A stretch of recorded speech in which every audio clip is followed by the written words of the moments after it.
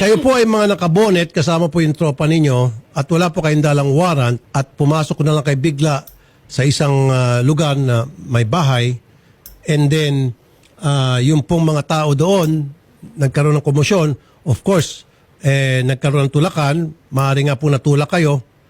Bakit kinakailangan pati ho sila ay sampahan nyo ng kaso ng direct assault? Itong ginawa nyo, sir, tapos ngayon kinulong nyo itong pobre. Nagpiyansa pa siya. Magkano ang piyansa nyo, sir? 36 po. Si kuya po, binisita niya lang po si sinundan ko lang po tatay sa tatay ko. kulungan. Doon din daw po, nung binibisita niya, pati daw po siya kinulong. Oh!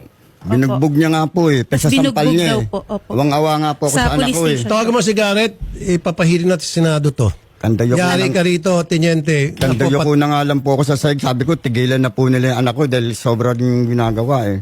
Teniente Bernardo, sir. So, Yes, sir. bumibisita lang pala itong anak sa kanyang tatay, pati ito, kinulong nyo at binugbog nyo pa. Sabi po nila yan, aligasyon lang po nila yan. Bisita ka tapos kinulong ka. Po.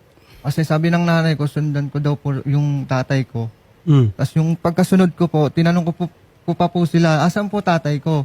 Tapos binitbit na po nila akong tatlo. Sakal-sakal niya po ako.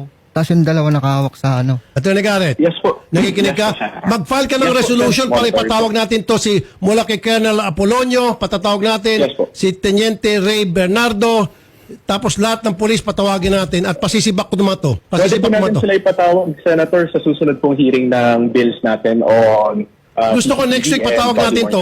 Unang-una patawag natin so si Colonel Apolonio. Pinagtatapan niya mga tao niya. Colonel Apolonio, good Sige luck po, sa iyo. Colonel, papatawag ka namin sa Senate. Opo,